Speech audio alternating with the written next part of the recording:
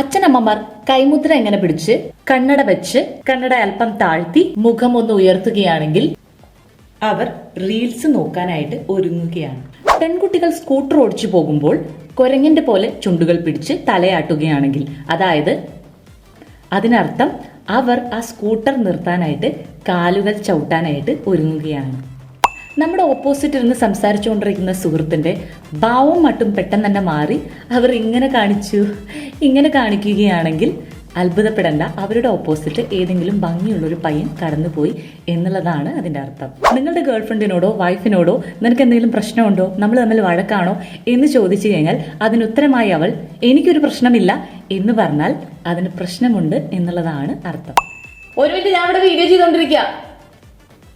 നമ്മളോട് പറഞ്ഞ പണി ചെയ്യാത്തതിന് ശേഷം അമ്മമാർ തന്നെ ആ പണി കണ്ടിന്യൂ ചെയ്യുകയാണെങ്കിൽ നമ്മൾ പെട്ടു എന്നാണ് അർത്ഥം.